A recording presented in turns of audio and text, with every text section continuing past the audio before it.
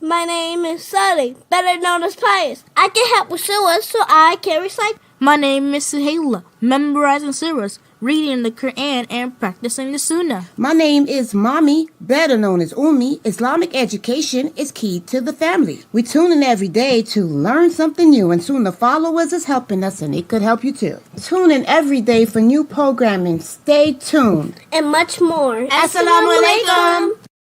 Wake up in the morning, hands and feet get wet. My Lord. Get wet. Get wet. My Lord. Wet, my Lord. Wet, my Lord. Wake up in the morning, hands and feet get wet. Get ready for our conversation, deep and in depth. Obligations are serious and need to be met. So I prepare so I won't forget. Go ahead and make a good intention. Yeah, yeah. You can wrap up some good things. Yeah, make a donation to the side and go from left to make it right. Just remember and don't lose sight. Jannah is the goal. Jannah is the goal. Jannah is the goal. Hey, I got a couple questions for y'all. The first one, who is your Lord? What is your religion? Who is your prophet? Now, I know this sounds crazy, but if you're one of those people that have been trying to get information and you come across this, or even this. All right, take a listen. Assalamu alaikum. I am Sister Layla Nashiba, the Managing Director and founder of Sunnahfollowers Online Islamic University. As you know, we have classes every day beginning at 6 p.m. Eastern Standard Time. And we cover everything from Aqidah, which is your belief system, to Seerah, which are the stories of the Prophet, Sallallahu Alaihi Wasallam, the story of the companions. Please join us every day beginning at 6 p.m. Eastern Standard Time. And we are broadcasting and streaming live on Facebook, YouTube, LinkedIn, DLive, Trovo, and Twitch. Assalamu alaikum wa rahmatullah. Proper Akida, Quran and Sunnah, Quran and Sunnah, Minhaj and Akida, actions speak louder than words, Sunnah-following kids, come with me. Gotta work hard to get to heaven. Treat the people good like the prophet would. Proper Akida, Quran and Sunnah, Quran and Sunnah, Minhaj and Akida, actions speak louder than words, Assalamu alaikum. This is Yusuf and this is Ayub. And if you are benefiting like we are from the classes and the ongoing programming and tuning into the Sunnahfollowers, please donate. Let this be an ongoing Sadaqah Jariyah on your behalf. You're helping the kids, the converts, and everyone seeking knowledge. And it's a wealth of information every day you tune in. Don't forget, you are being rewarded for your generous donations to keep this programming on air. You know, just like what you're hearing, put your dollar where the dollar's at. Right here on Sunnahfollowers. Don't forget, donate. Right here to Sunnahfollowers and Dollars Out. Assalamu alaikum rahmatullahi wa barakatuh. Message from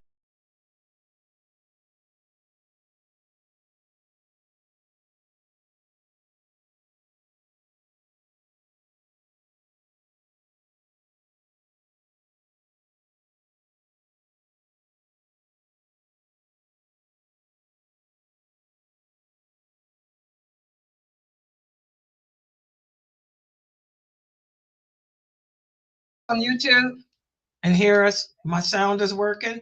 Test, test. Okay. Okay, good. Okay.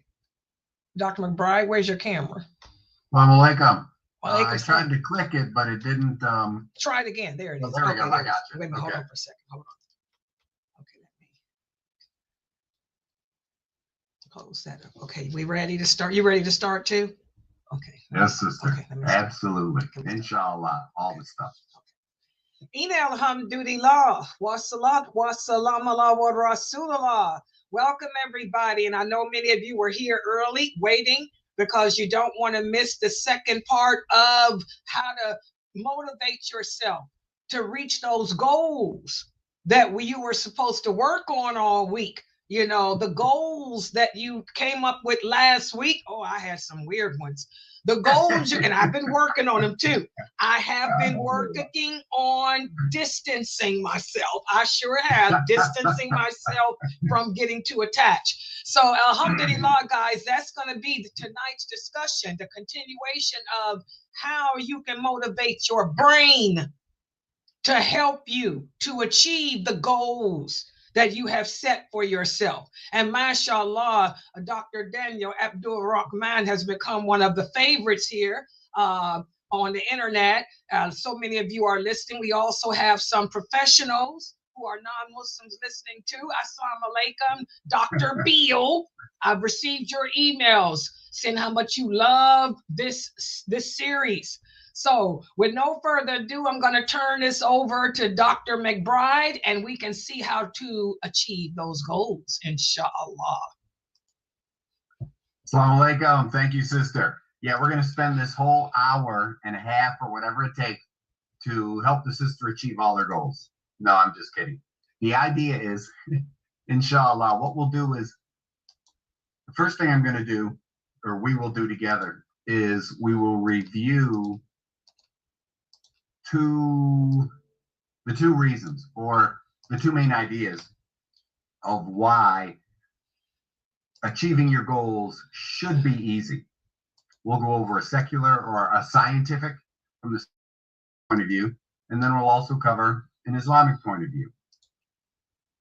You've got to remember that achieving goals should not be hard. I know it is. But the idea is, if it's as hard as so many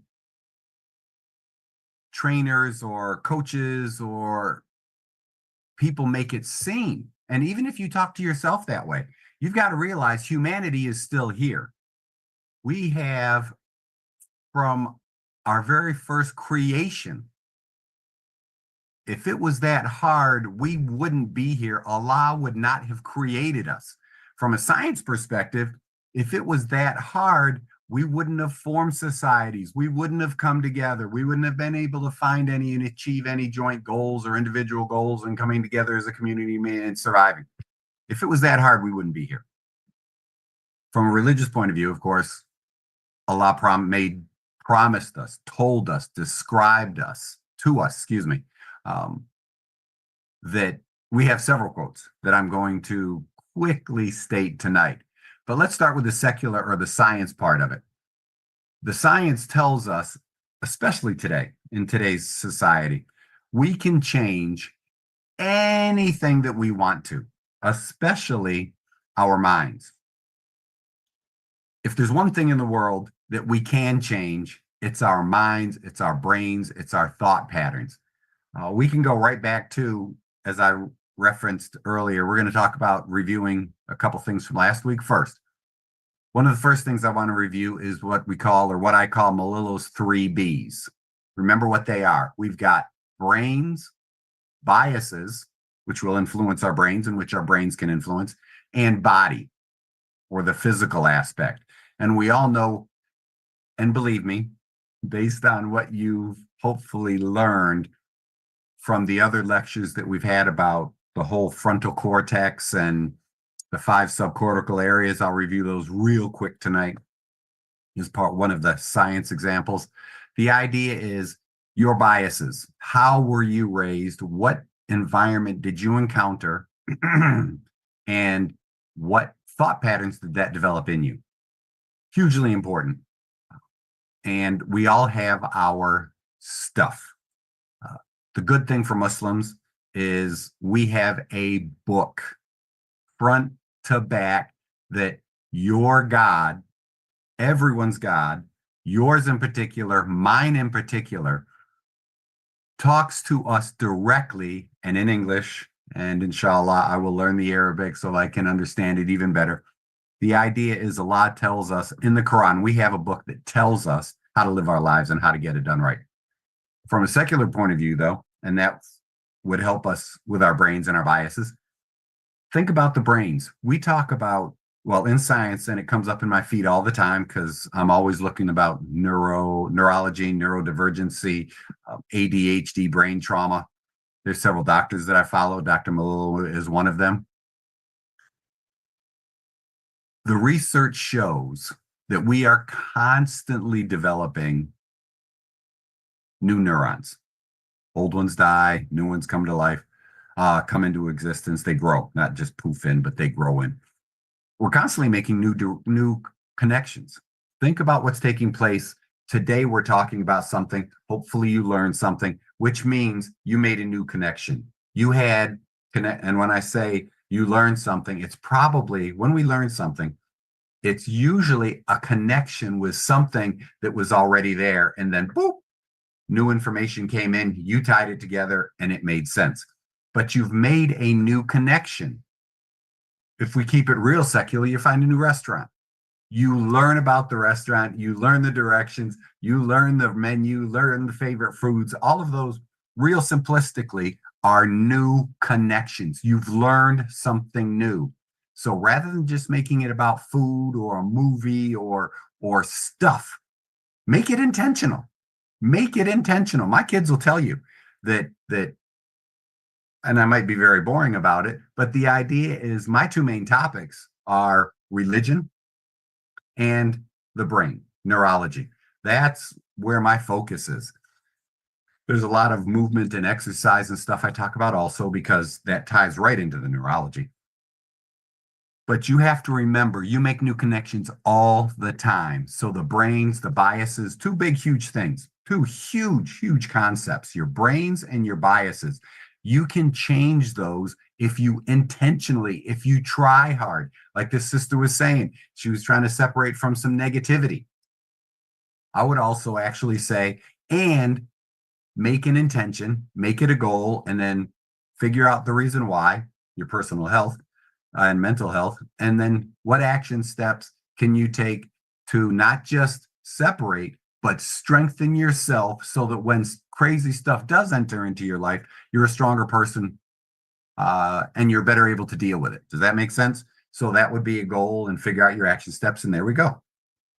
The other thing is also want to talk about is as a reminder, we've talked about it many times because I consider it hugely, hugely important, along with the 3 B's, brains, biases, and body. And if you can change your mind, you can change your body. They go together hand in hand. The more active you are, the better your brains are. The more active you are, the better your body is. The more better. Okay, the Mo Better Blues, right? The movie. The mo better your brain is, the better you will take care of your body, and vice versa. Now, the 5 subcortical areas of the frontal cortex are, we'll start with the motor and supplemental motor area. Movement is everything. Movement is everything.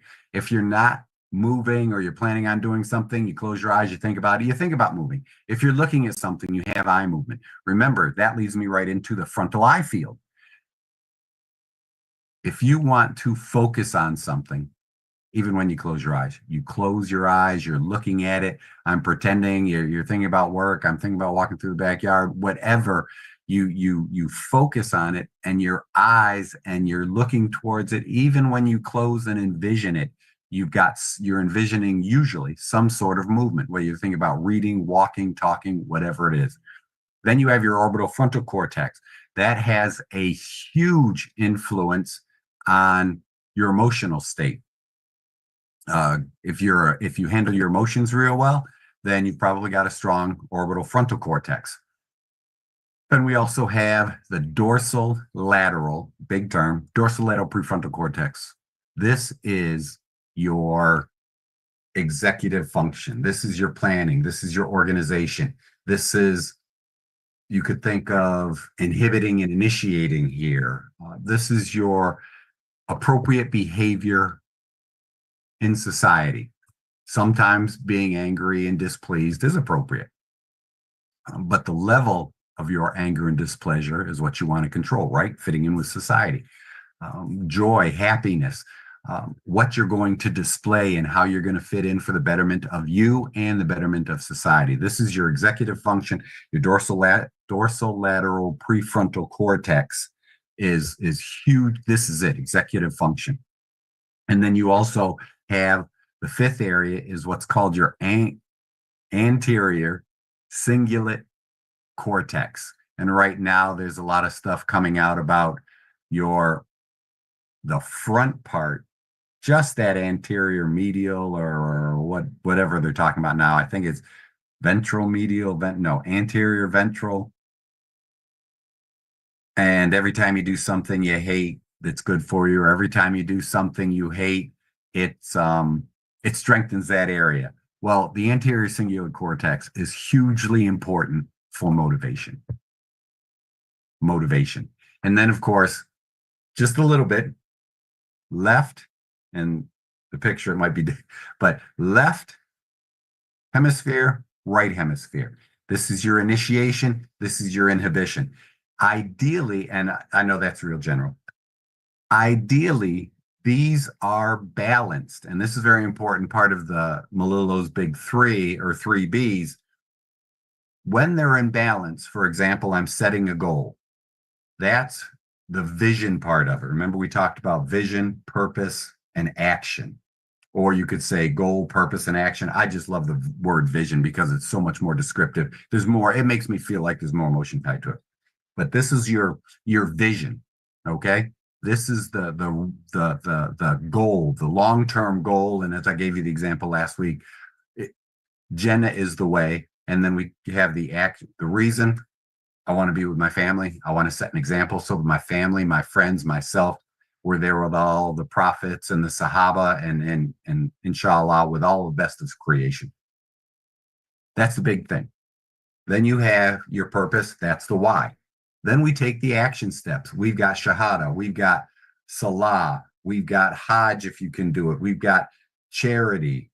We've got fasting. And we can do those yearly for what we're required to do voluntarily, all these good things. We know how to achieve Jannah. And then the Quran tells us in detail, yes, no, rewards, punishments, and there it is.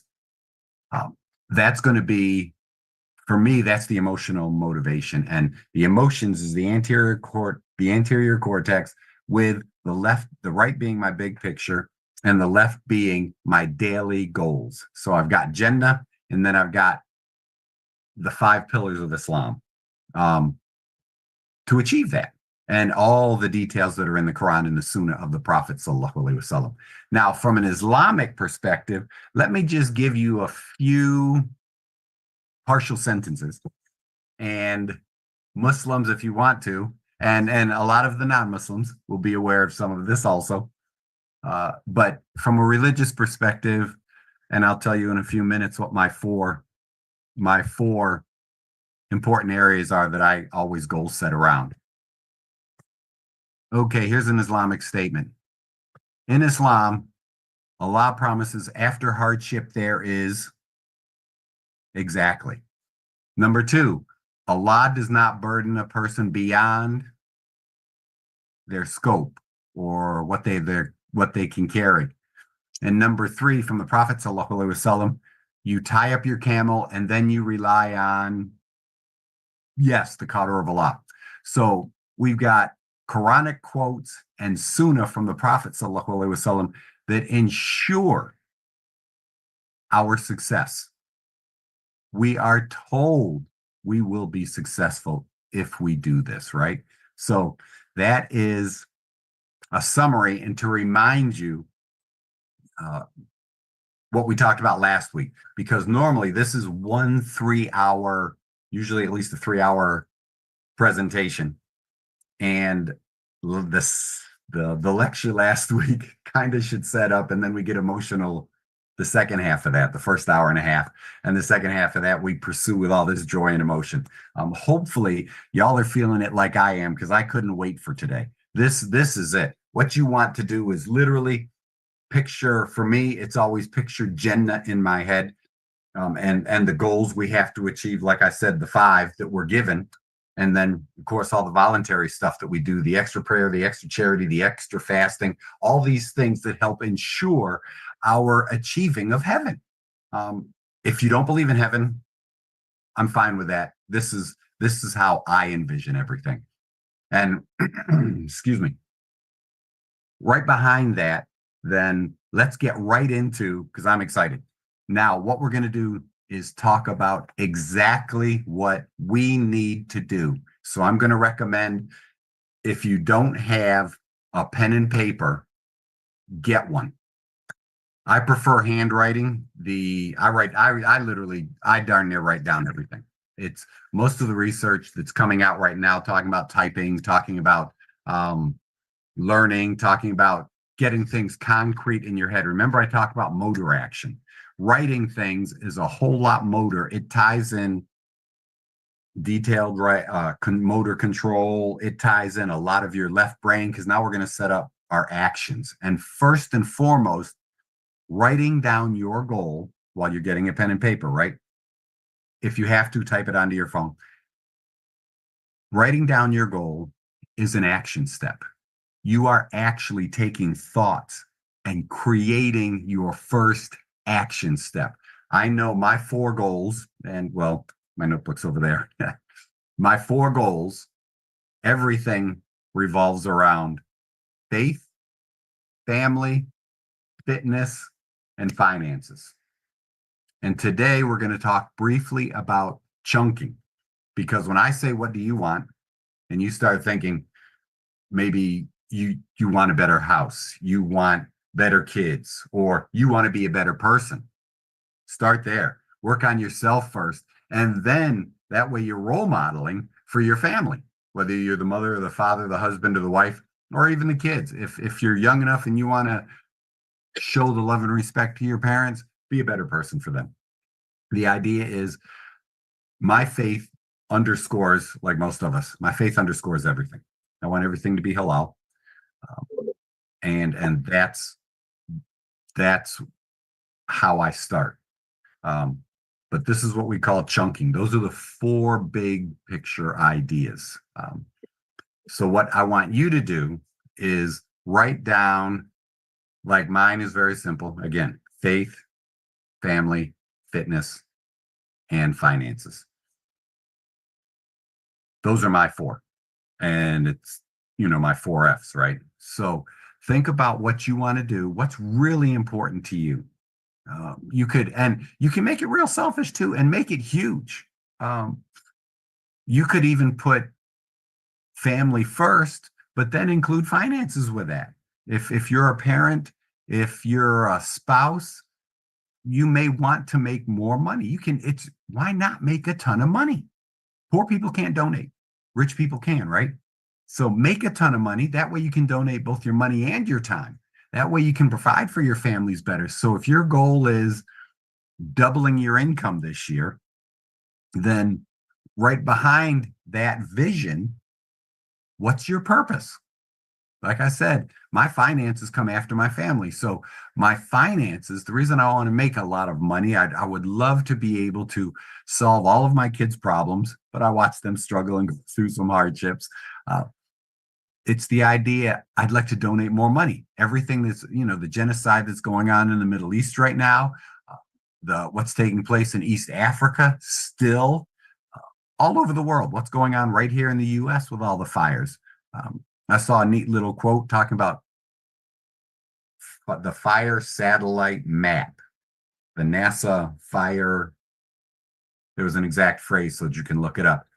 Did you know, for example, of course, it It starts with what's going on with us right now.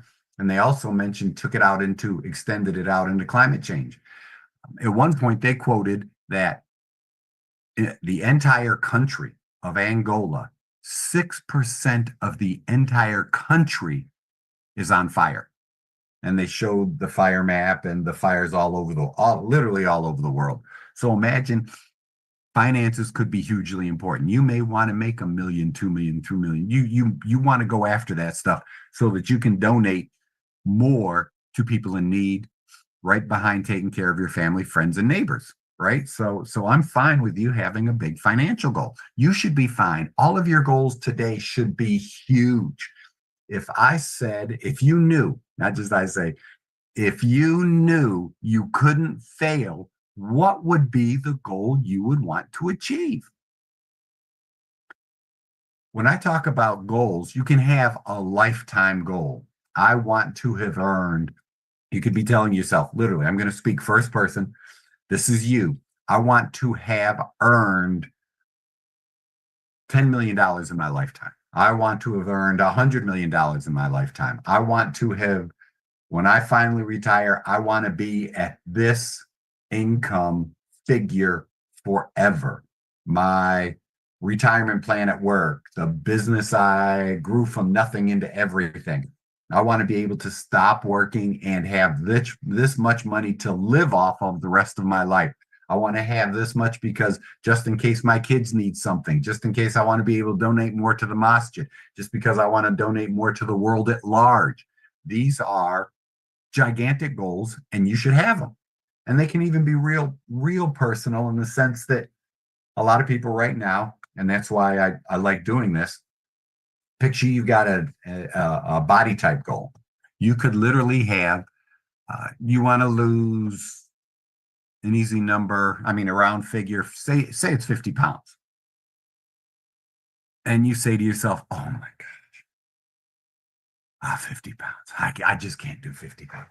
I could ask you a question. What's the weight you want to lose? And you say, I want to lose 50 pounds. I say, all right, great. But I can't do it. I've tried before and I can't do it. Well, it's really important. Let's start with a vision. The vision is 50 pounds. What's the purpose? Let's make it a real purpose. Pretend you're a parent and you're exactly 50 pounds overweight. You are 50 pounds overweight. You should take this weight off. It makes you work harder. It makes you more fatigued. You can't move around with the kids as easily. What's the role model with that, right?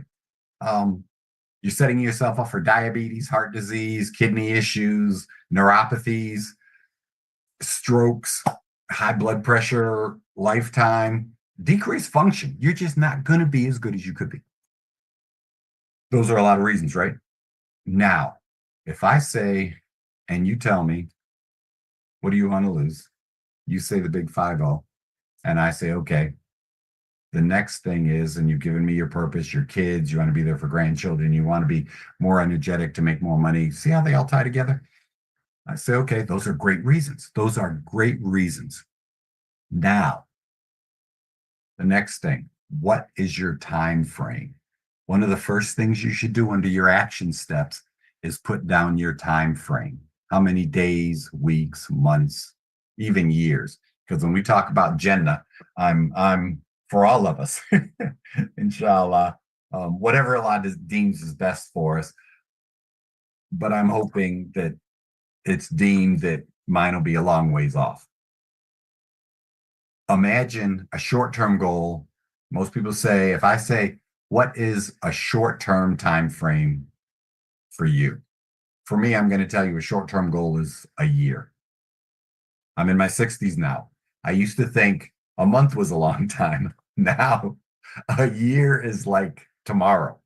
But imagine if I said, okay, from now until next December, until next January, you have approximately 50 weeks left. My next question then is, when you set your action steps, I'm going to ask you, can you lose an average of one pound a week? I hope everybody says yes.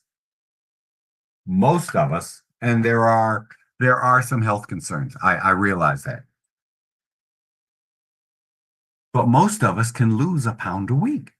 And when you first start losing weight, when you're looking at something like a 50, pretend you're 50 pounds overweight, your first couple months, you're probably, inshallah, and everything you do right, because then we set up your other action steps. First thing is your time frame, though. How much time do we have? If you got 1 month, man, that's near impossibility, right? That'd be more than 10 pounds a week. But imagine you've got a year and it's only 1 pound a week. Once you get into your groove, after the first couple weeks, maybe even the first month, all of a sudden you notice you'll drop 5, 10, 15 pounds in that first couple months. Pretend it's 2 months out and you're down 15. That's only 8 weeks. So you're 7 pounds ahead of yourself. You see what I'm saying?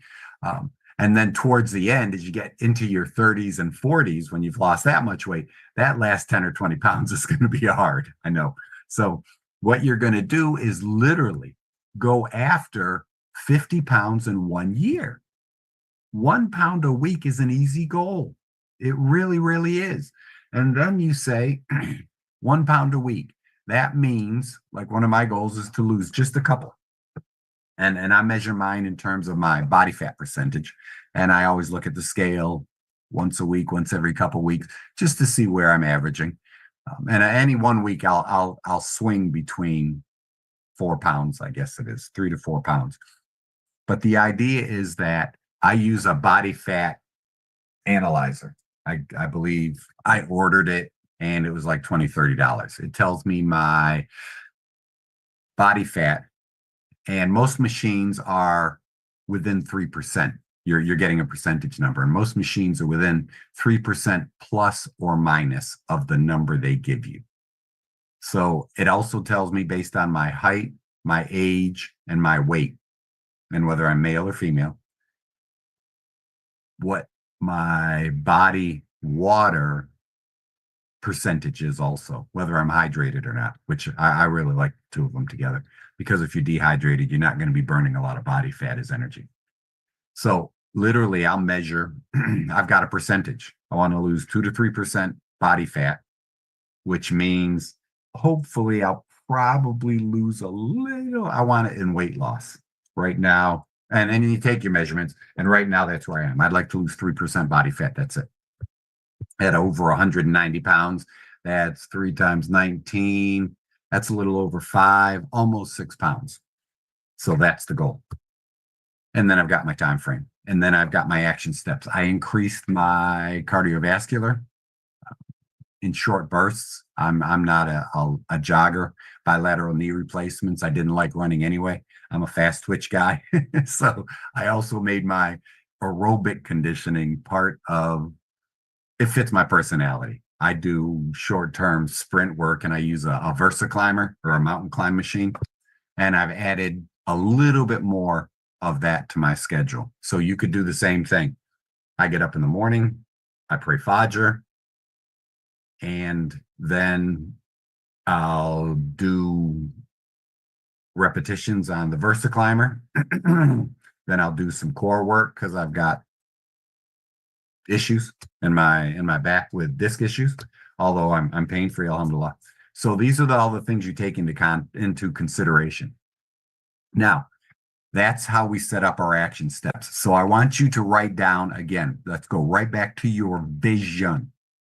What's your vision? And give me something in terms of, if you've got a body weight thing, well, I would also like you to include family time with that. If you have family and friends, it's really important that when my kids come home, if I'm working out right then, I'll ask who wants to join me. And that's what we've done our whole lives. So that's a non-issue for us, but that's what we do. And the kids see it's really possible, because as the parent, I'm role modeling that, isn't it? If it's a monetary thing, what is the purpose there? And now we're going to do, well, let's do your, if everyone has their 4, maybe 6 main goals that they want to achieve this year. Usually there's a body goal, There's a monetary goal. There's a relationship goal, family, friends, and it could be a self, how to make yourself a better person and a better fit for society and a benefit for yourself and others. Those are the big ones. And did I say financial also? So those are usually the ones. Those are the big chunks. Now what we're going to do is let's take the body weight goal, for example, because if you're obese, think about how that'll fit into improving your family, right? You've got more energy to participate. You're also role modeling. You should invite family members to join you, invite friends to join you. If you're all alone, do it anyway. You probably have a job. If you're exercising, believe it or not, after the initial addition of exercise, you will find you have more energy. All the hormones that are released in your brain, you'll find you feel better about yourself. You'll be a happier person to be around. You'll go to your job. You'll be more productive. And think about how that overlaps with finances. Now you're being a better contribution. You're contributing. If you own your own business, you're able to do more. If you work for somebody else, you're able to do more. You might be able to get that promotion you haven't gotten yet. You might be able to get a bigger raise. You'll be more productive. And then, of course, with your faith, we're ordered to leave, and this helps us, 1/3 food, 1/3 fluid, and 1/3 air in our stomachs anyway. You'll be following the sunnah of the Prophet ﷺ even more. So you're going to exercise, whatever's safe, and we make that a whole nother lecture. Whatever's safe, you exercise. You eat more fruits and vegetables and protein. You don't need any bread. You don't need any rice. You don't need any noodles. So you're adding, right? And then you're also taking away. Get rid of the simple carbohydrates. You don't need any fruit juices. Don't drink orange juice. Don't drink apple juice. Don't drink any of that stuff. Drink water. And I'm not saying cold turkey on everything, but the idea is you know what you should be doing. More fruits, more vegetables, and more protein. Less bread, less rice, less noodles. And I know that's hard for a lot of us. Some of our cultures, it's like it'll be a cultural crime if you cut out bread, rice, or noodles, right? But the idea is you should ramp those down. When you're invited over to someone's house, eat all of that salad and ask for more salad. And the fruit dishes, if you get it before or after, is you thank you for all the fruit you gave me. Thank you for all this beautiful meat. Holy cow, I can't believe I don't have enough room for the rice. And then the little bit of exercise. You could change your status by just walking. If you work in a 2-story building, what do they say? Take the stairs. Exactly. Thank you. Walk around, get up, rather than calling a coworker or a couple cubicles or a couple offices or upstairs or downstairs. Rather than calling them, walk up there. I know if it's an emergency, make the phone call. I'm not saying run up the stairs, but the idea is walk around. For lunch, we're talking about fitness. We're talking here about financial. We're talking about improving yourself and your family, all with just fitness. For lunch, pack less. Pack fruit, vegetables, and protein, whatever it is. One of the things about my 3% body fat loss is I have eggs for breakfast every day when I'm working. And then typically when I'm not working, I skip breakfast to increase a little bit of fasting. Not so much intermittent fasting, but I usually don't eat breakfast. The idea is on my work days, though, or busy days where I have things I know I'm going to have scheduled, then what I'll do is I'll eat 1 egg. I'll have 3 strips of halal, 3 strips of halal bacon, and some kind of fruit, usually an avocado or chopped pineapple or a banana. I can even tell you yesterday was Wednesday. I was at work. That's exactly what I had. What am I going to have? And 1 cup of coffee, even though I don't like coffee, a lot of the research says it's good for you, and you can look that up and watch. And I put in a little chocolate flavored whole food powder, phenomenal company. We can make that another talk too. that I use to make sure I get all my vitamins, minerals, enzymes, because they pick the fruit so early to ship it all over the country and all over the world. So I make sure I get my powder with all my minerals, vitamins, enzymes. There's a little bit of protein in there. Also, it's not considered a protein powder though. That's what I had yesterday. That's what I'm going to have tomorrow. I know exactly what it is. And we'll talk about why you should know in a few minutes. So those are my action steps. So you've got your vision, 4 to 6 goals. Now your purpose for each one of those goals. And again, when you do your purpose with your spouse, with your loved one, if you look at this video again, this is hugely important. Make it a life-saving, children-saving, world-saving, change everything for the better purpose, or your whole reason for achieving this goal, and apply that purpose to each goal, whatever the purpose is for each goal. And they could be separate reasons too. They could be separate purposes, but you've got a vision. You want a life-changing vision. You want to achieve, even if you've got all of this stuff, you already own your house, debt-free, whatever the case, but you want to replace your wife's car because a happy wife, a happy life. Isn't that what we say over here in the West? You want to buy your wife a new car. That could be your year-end goal, which means you're going to have to start saving money. You're going to eat less junk food. That'll improve you fitness-wise, and it'll improve your family. Pack your lunch instead of buying your lunch. I pack my lunch. And you know what I do every day at work? I actually take a health bar, a whole food health bar that I get from the same company I get my powder from. And that's what I have for lunch. It's hardly that square. That's what I have for lunch. I had 1 egg, 3 strips of halal bacon, and then I have my little bit of a fruit bowl, probably about like this, right? I know exactly what I have. And I have this for lunch. I drink water all day, and then I come home and I have dinner also. So you want to make that plan for success, and that's what we're doing now. Vision, life-changing, world-saving, family-changing, purpose. Now your action steps. And I've sprinkled those in through this whole thing. So think about, again, with your finances, because we've talked about fitness. We've talked about family. Let's talk about finances. You work for somebody else. Pretend every year you get a raise. Or you work for yourself. And every year, you should also want to give yourself a raise. Every year. So let's pretend, actually, whether you work for yourself or you work for someone else, you want to get a raise next year. Okay? Or even before the next year. But before next year, and not but, that's contradiction, and building on. And you want to do it this year, and you want to give it to yourself. You want to earn it from your company, whatever the case, or you just want to get a better job. What you're going to do is improve yourself, improve your knowledge. Work. What can you do at work? If you're hourly, you can put in more hours. If that's not possible, then what you want to do is what? Because you want this raise. I'm taking for granted you work at a company where you can get a raise or you can give yourself a raise.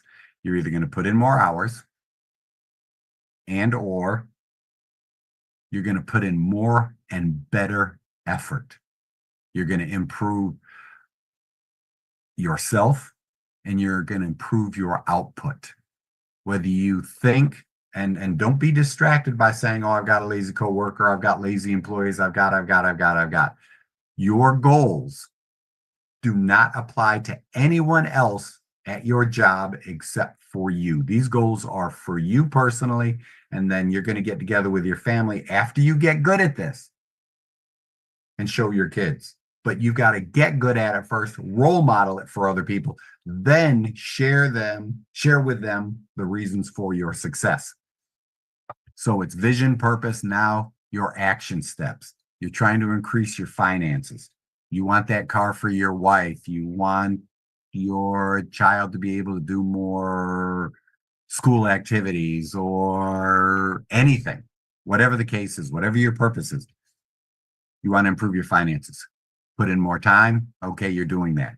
Now you want to put in more effort and you want to improve yourself.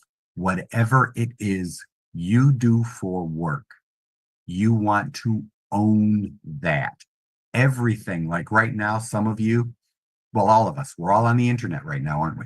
Some of you are on YouTube. One of the things my younger son, he's an AC guy.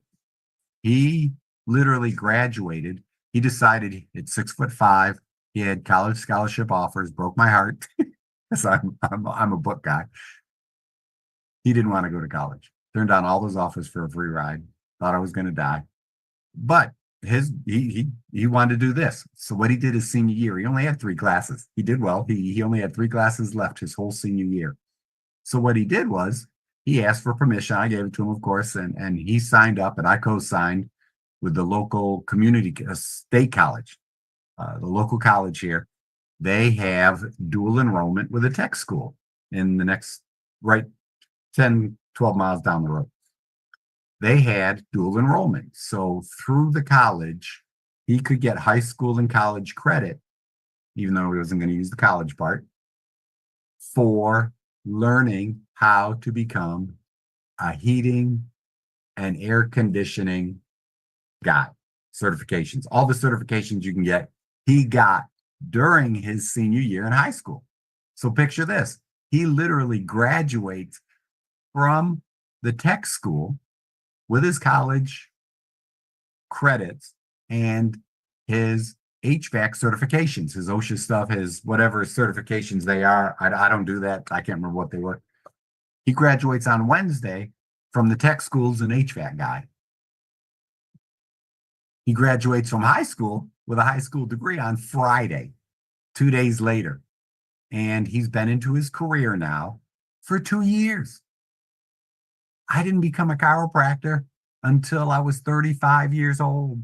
I literally was a school teacher for almost 10 years. I did the personal training with my certified conditioning, strength and conditioning specialist stuff from the National Strength and Conditioning Association. Boom, boom, boom. The firefighting. It's all of that. My son at 19 was already into his career. He's finishing up his 2nd year and he's in his career. And we discussed some goals he has. And he told me what his a 10-year goal is. Okay. So one of the most important things he said, and he talks about improving himself all the time. One of the most important things he said was he can find stuff on YouTube about air conditioning and little secrets that people say they use, other HVAC guys use, like, oh, if it sounds like this, it's probably that. If it sounds like this, attach this testing device and diagnostic equipment. Then, oh, if you see this, then it's probably that. If it's this, that, and this, you also want to check this thing over here. So he's got all this stuff. He is constantly taking better to his boss because he wants to be there for a while. He wants to learn everything he can. And we talk about it all the time. I'm like, listen, you guys got 5-10 years of knowledge and experience. You'd better always ask them, and he does. You'd better always ask them every day how'd they figure that out? How'd they know that so quick? He talks about 2 of his coworkers that have been working for a while. He says they literally will walk up and go, oh, it's probably this, this, and this. Check that, that, and that. And I always ask him or remind him to ask them, how did you know that? Sometimes it's one of these things you'll get it with experience, and other times because it did this, because the meter said that, because this was happening and that wasn't. So even at your job, whatever it is, work on learning more about that job, whether your boss teaches it to you or not, whether your coworkers teach it to you or not. Learn it and improve yourself. That's an action step. What one thing can I learn today, tomorrow, or during this week and put into practice to be a better employee, to generate more revenue for my own personal business, for my boss's personal business, so that they see I'm a contributor and he or she will want to keep me and give me better benefits and more money. And then you take that money and you buy your husband or your wife a new car. the car they want, or whatever the case, a bigger, say you've got a large family and you need a van. You want to have a van next year, the year after. 2 years is a short-term goal for me. Okay. 2 years is the short-term goal. So those are the things you want to do. So that's one of the action steps you can do is improve yourself with knowledge. And again, I fall right back to fitness. It's a shame, or maybe not. The idea is so many people are judged based on appearances. For me, it's not just appearance. It's literally my patients when they come to me as a chiropractor, functional neurologist. When I'm dealing with the neurological components, did you know that, I think I mentioned it the other day, obesity stimulates its own inflammation. So if you're overweight, you are literally going to be sore all over because you've got fat all over, right? You don't just store it in your head or your cheeks or the backs of your arms or legs, or, guys, we tend to have it around our middle, women, triceps, legs, and hips, but it's a variety. You have system-wide inflammation, fibromyalgia. How does that word break down? Fibrous tissue, muscle tissue, and algia is pain. Fibromyalgia. Why does everything hurt? Inflammation could be it. And remember, hugely important for heart disease and stuff.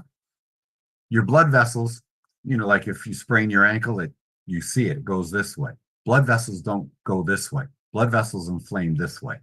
So now if your blood vessels are this big, right? Your blood vessels are this big. Imagine when they get inflamed, that's how much blood was going through. How hard is your heart working now to make it? How do you see? Can you see that? How hard is it now when the blood vessel is on? There we go. How hard is it now that your blood vessel went from this to this to this? How hard is your heart working? And then think about it. If your feet and hands get cold, what else? What other extremity do you have? Even more important than your feet and your hands? Your brain. Your brain is an extremity, right? It's a little bit of a distance from the heart, not as far as the fingers and the feet, but it's even more important, isn't it? And 20% of your daily energy is used by this little bit of your brain, or this little bit of your body in your brain, isn't it? So literally fitness for me is one of the great overrides in terms of all of the success you have. So we've got vision, purpose, and action steps. Now, what I'd like to do is spend some time with you right now, and you can either type it in for Sister Layla to read, or I've seen a couple of things. The sister went to pray. Other people like what they're hearing. You can certainly message and I'll read it, or send it to the sister. Do me a favor and don't ask verbal questions, though, because a lot of times it'll take a long time to explain, and I'd like to share the time with everyone. Please type up your questions, send them in right now, and I can, believe me, if you have that goal, there we go. If you have that goal, a lot of people will. I'm still mentally ill. I don't care what nobody says. I mean, seriously, mine has nothing. It shows I've never put emphasis on the life of this world. I'm retired. I got a nice retirement check. I retired from the government. Yeah. So I get a nice check every month. It takes care of all my living expenses. So it ain't about that. Money has never been anything. You can't take it to the grave. If I want something, I buy it. But I'm all about the dawah, all about the religion, because that's what it comes with. And this is sick. I mean, I know I'm a psychologist. I know my goal still, I tried it over again. I said, I'm going to do it again and see if I get different goals. Still the same. My 4 goals, not allow myself to be easily hurt by others. That's number 1. Number 2, don't feel so alone. Now that was new. Again, number 3, only love Allah. And that's the same. And number 4, trust. That's new. Trust only Allah. And so then I wrote down why. Why to not allow myself to get easily hurt? Well, because it takes me a long time to heal. It also makes me sick physically. Those are the two I wrote down. Mm-hmm. And then for number two, to not feel so alone, I wrote down again, distance myself from others. Do not allow myself to get too attached to other people's problems, and set boundaries between myself and others. Okay. Mm-hmm. Then for the one about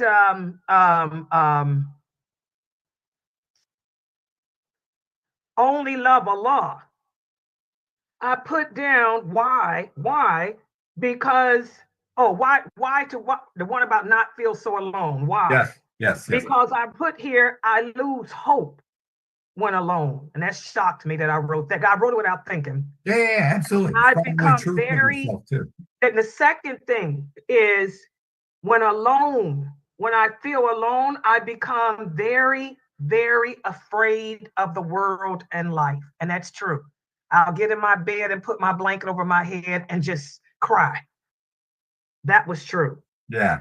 Then when I wrote down why only love Allah, I wrote down because people tend to disappoint me all the time. And when I'm disappointed, it leads to severe physical pain. That shocked me. I wrote that. Well, pain and physical pain and emotional pain travel along the same pathways in your brain. So if you are emotionally hurt, I feel hurt. It's true. It's not just an emotion. You can feel your emotions. So that's a physical thing. It's true. And it hurts. Yeah. It hurts. I don't like to hurt. And then why trust Allah alone? Because again, I wrote, if I trust others, it leads to hurt. Hurt leads to severe physical pain. Then I feel stupid. I feel inadequate. This is what shocked me. I wrote all this without thinking. I feel stupid. I feel inadequate. I feel like I'm scum. I feel like I'm nothing. Why? How could I have been so stupid to trust anyone other than Allah? That's a lot. Yeah, that's deep. That's what got. And I'm a right brain person. I just wrote it without thinking. Well, that's great, because that's the level of intensity. Think about it. I mean, that's very sincere. Now think about the first step. Now I'll fall back on, if I can go with science first. No, let's go with Allah first. First and foremost, Allah said, you have to love all of your fellow Muslims and for the sake of Allah. So if that's your reason for loving someone, then it shouldn't be personal, because you only did what Allah told you to do. Exactly. So number one, just totally remove that. And because Allah told you had to, so that's what you're going to do. We're all done. Allah told you, I'm going to get rewards for this. I don't care whether they disappoint me or not. I don't even like that person, but Allah told me I had to love him for the sake of Allah, so I do. Number two, think about, then we go back now we'll go into the science. Those are all like, sister, if you came into the office, I'd literally ask you to let me take a picture of you and post it up under the right brain side of things. I'm a right brain person. I would literally, you are so emotionally involved. Nothing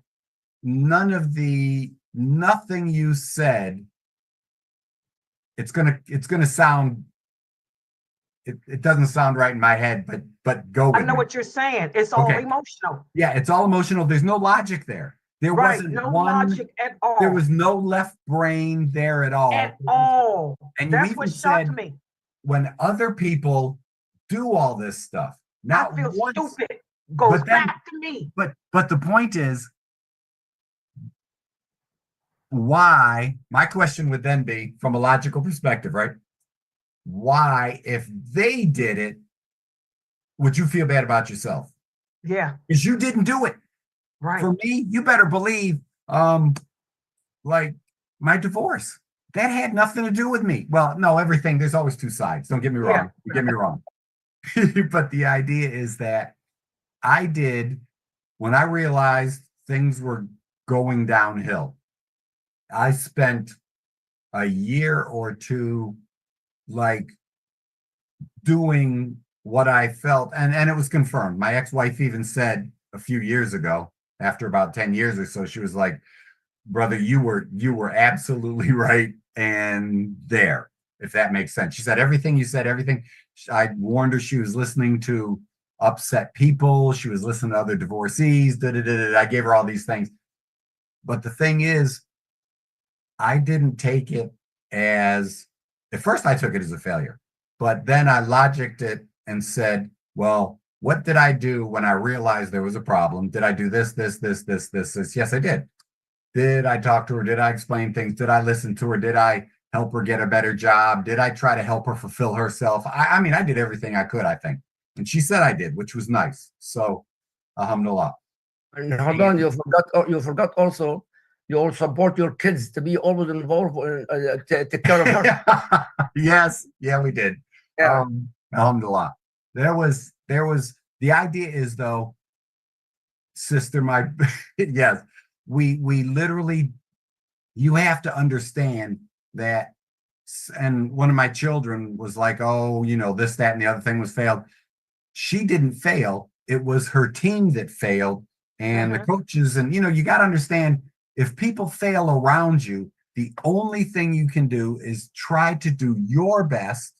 Right. Shift it over to the left. What more could I have done? Probably nothing. Nothing. But I blame me. And because like with all my divorces, never blame yourself. All my divorces, I mean, I'm logical enough to know that I did the best I can do. Done. They all messed up. I know what the first brother did to mess up. I know what my old man did, the last man. Oh, Sheikh, you know what the Sheikh did. But I turned it to me. It's my fault because I should have seen it coming. I was stupid. How come I no. No, it isn't. Why didn't I save it? It's a right brain. How come I couldn't shake the old man and say, look at me? Forget about what the people say. You've got a right brain and yours is strong, which also allows you to be very empathetic and keep you motivated to do this Dawah stuff. It really does. I mean, hold on, brother. I've been doing Dawah since I was 12. Yeah, right brain. Sometimes the divorce is the mercy. As a good huge. Yeah. Huge. Yeah. Mm-hmm. And I never held grudges against any of the men I divorced. Oh, no. I was friends with them, like even the old man.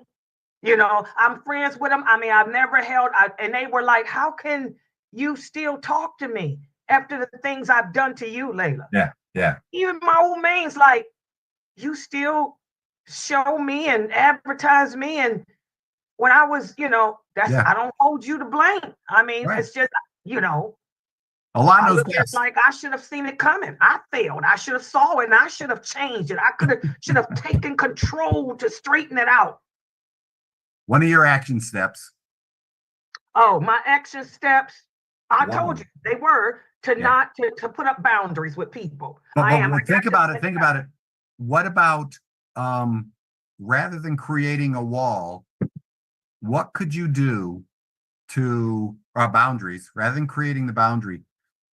What could you do to reinforce yourself as a benefit to the society, a benefit to yourself, and a benefit to those that are close to you? You know what I'm saying? I would make a list of all the good things I'm doing right now, if I were you. See, I don't like to focus on me like that. That's my problem. Allah created you to be the best human being you can be. Even with these videos, I can make these brothers, I can do y'all. I promote y'all all over the place. Yes, you do. And people are asking me, why come I don't put up no more shorts of me, Harley? I can't do me. You can be shy in front of the camera, but you shouldn't be shy when the only two people that are listening are you're listening. I don't know what it's called. It's not even shyness. I'm not shy at all like that. It's just I cannot. No, but no, it's an internal dialogue. I don't see me. I can't critique me. Critique me. I'm not saying critique. I just said put down a list of all the good things that you have done. I said just last week or just last year. Okay. Just a short list. You're not critiquing. Literally, I could tell you the good things I did last week. I reinforce that side because remember, your right brain is always on and your right brain is overly critical. Your right brain is overly fearful. So what I'm saying is you've got to give it the proof that the room is safe. Does that make sense? Like I said, yes. when you first walk in the room, the first thing you do, even amongst friends, your right brain is 24/7 on because I want to live, I want to survive, if I'm out in the jungle or the savannah or whatever, I'm listening, I'm alert. Is it safe to walk that way? I heard a snake rattle. I better walk backwards, that kind of thing. You do the same thing in your daily, weekly, and yearly life. You literally have to override this fear of not surviving. Wow. So you want to list, it's not a critique. It's what did I do right today? Like an example. And I speak first person because I'm shy to say something wrong about someone else. I got up, I prayed Fajr. I did, like I said, I'm thinking about my fitness and my life goals and role modeling. I jumped on my Versa climber. I did a little, after I prayed, I did a little, just a short burst of aerobics. Then I came over here and I'm trying to finish up that book, the brain book I'm writing. And I'm really close. So I wrote for literally 2.5 hours. Then I went out and I joined my mother and we talked for a little while. She had to leave. I came back over here and wrote for another 1.5 hours while she was gone. She came home and I said, do you want to work out now? So then then both of us got on the Versa climber at different times. We alternated. I do some, then she would do some. Then I did some, then she did some so that she can pace herself. She's 87 years old. Don't tell her I told you that. And the idea is that that's what I did today. And those are all good things. Then she had to run another errand. Then what did I do? Then I went out into the garage while she was gone and worked out. Then when she got back home, I cleaned up. She didn't want to cook. My mother does. I'm a horrible cook. So I ordered some of her favorite takeout, ran over and got it. Or actually, she made the phone call and placed the order. I ran over and got us dinner and came back. Boom, boom, boom. That's what I did today. Does that make sense? Yes. So now that's what you do. Yes. Like you set this thing up. I got to tell you, sister, without being over emotional and over silly, do you know how much happiness this show brings me every week? And that carries over to the days that I'm preparing, finalizing. So that's something you write down. I helped Dr. Abdurrahman McBride enjoy his day today. Oh, wow. So you write that down because I just told you, and I'm not going to lie to you about that. What do we say? Wallahi. It's so these are the things you've got to override your right. This is the right side. You've got to override the fear that's automatic. So, and if you don't want to share it with anybody else, don't. I could sit out, all of us could brag about ourselves all day, but don't.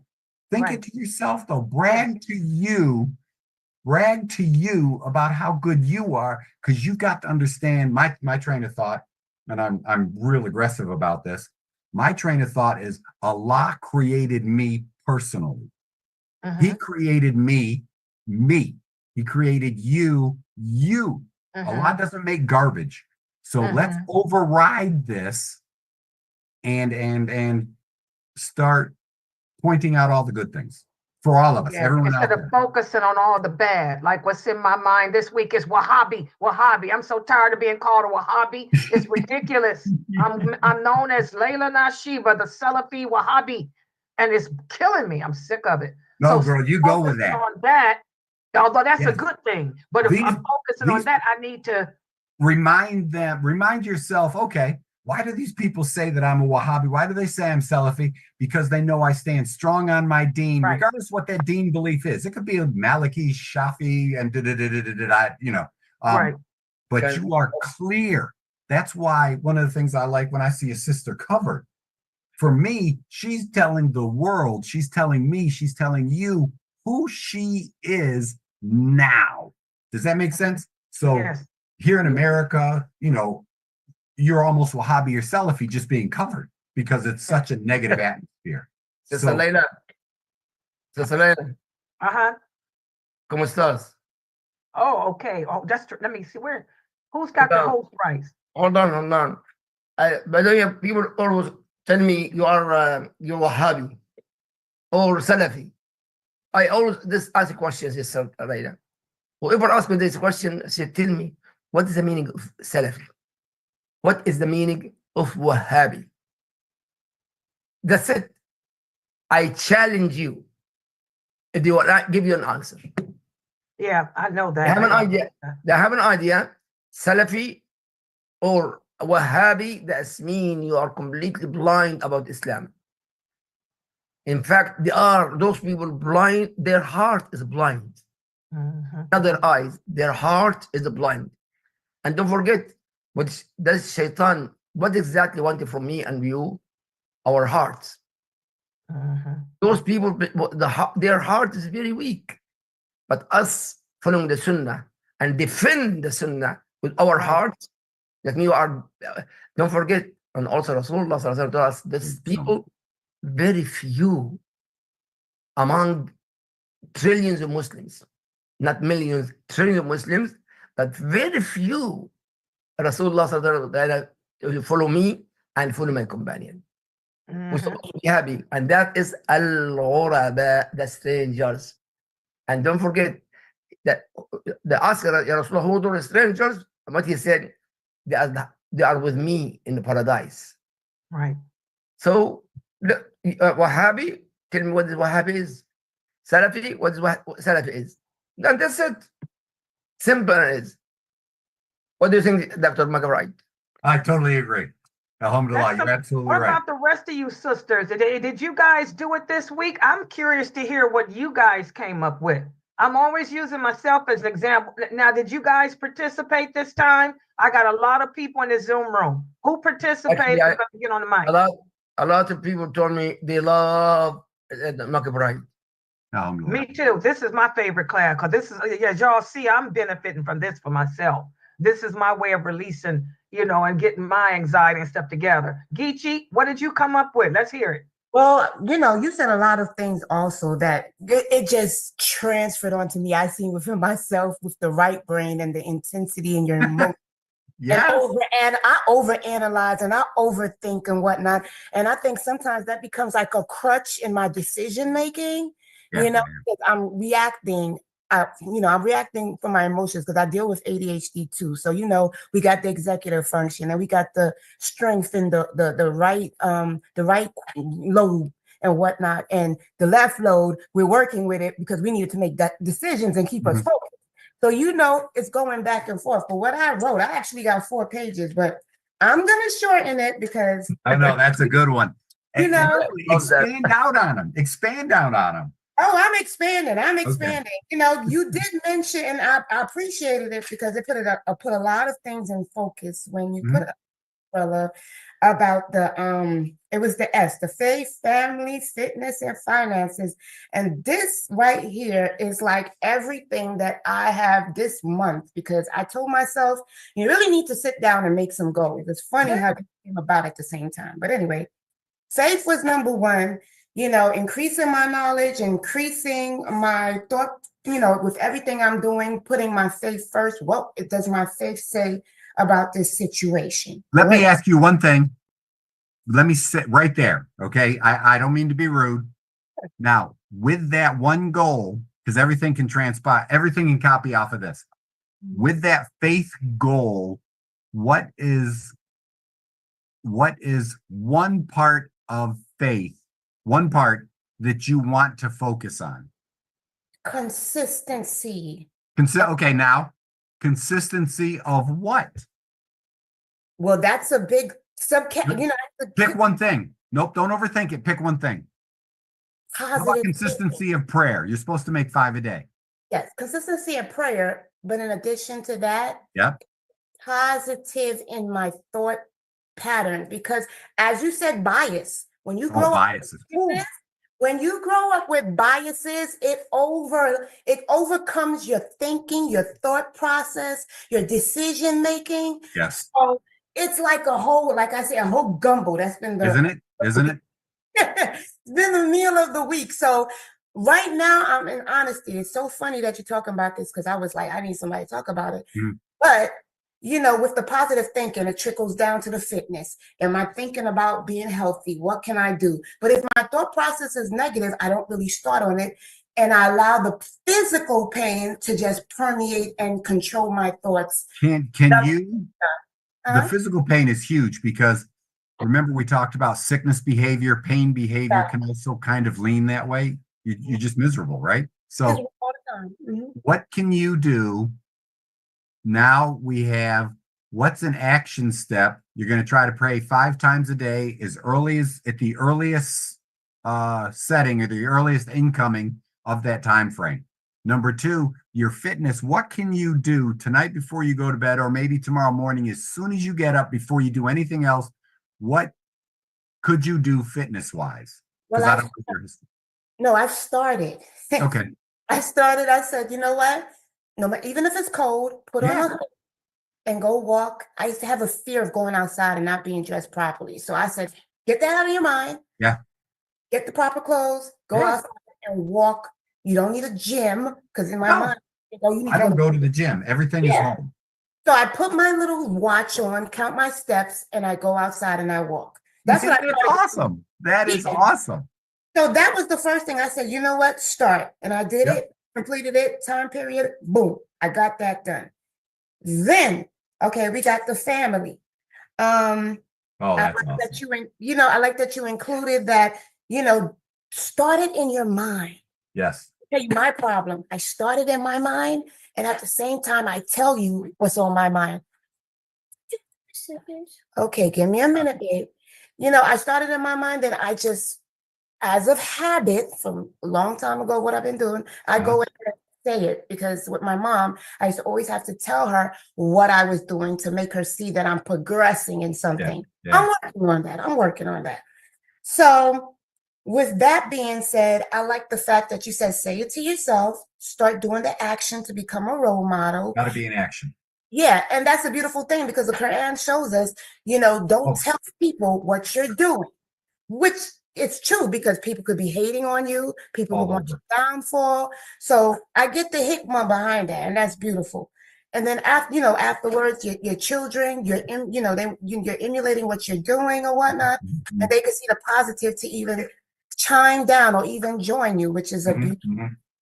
So what I take from this, that was a beautiful group, a way of grouping, your goals or whatnot, because this is your life. It's an umbrella of everything else that's in that you want to improve in and that you're taking action in. So I was like, that's cool. What else?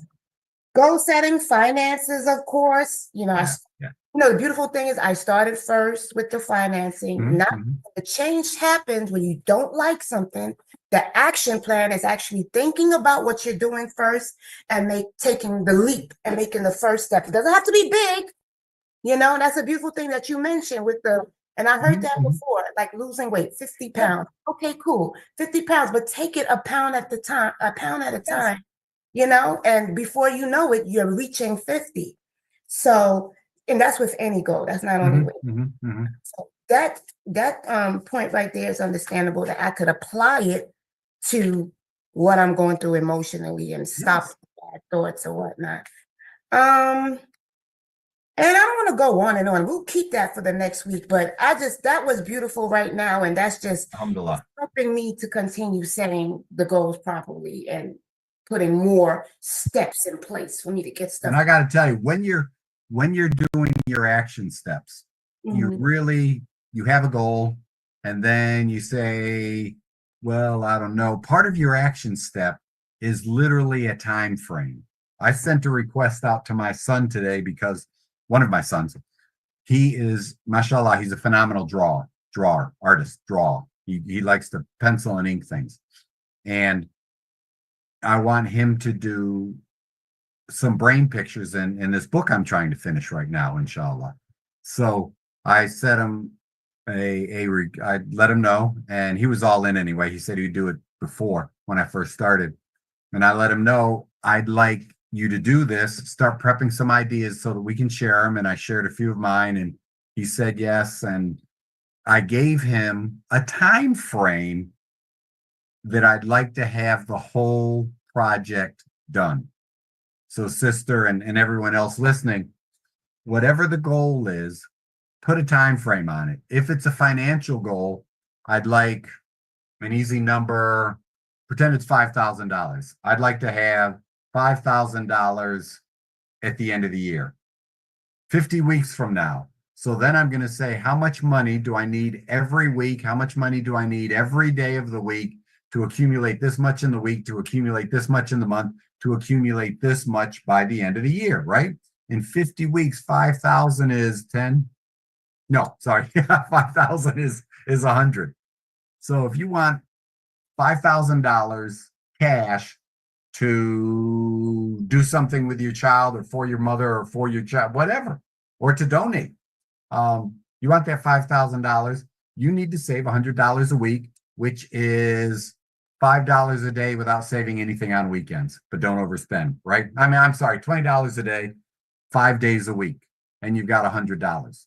So most people, a lot of the staff in the office, they buy lunch every day. I know what they say, they spend between $10 and $15 a day of their paycheck to buy lunch. I pack my lunch. Like I said, I take a little bar. The average cost of that bar is $1.50. I buy a box of them. That bar is $1.50, but I take it to work with me every day. I very rarely eat lunch at the office. So I save money so that I have something set aside. So picture if you only wanted to have an extra $1,000 at the end of the year, then you save $20 a whole week. You see what I'm saying? So set a goal, have the purpose, and have the action step. With that action step, have the time frame. Make it part of your plan. This is when I'm going to do it. This is how much I'm going to do every day. I'm going to walk an hour every day. I'm going to walk a half hour every day. I'm going to eat this much less. I cut one egg out every breakfast. Those are all daily, weekly, and yearly goals, if that makes sense. Put a time frame to it. And I'm gonna tell you, when I looked at mine, I set time limit. Awesome. Show you how crazy I am, because I'm very I think about death. I can be morbid. Yeah. I don't believe in no going way out there, because death comes at any second. I gave my short-term goal was 1 month.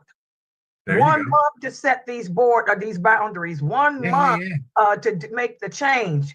And then the long term, by 6 months, I wanted to have it perfected.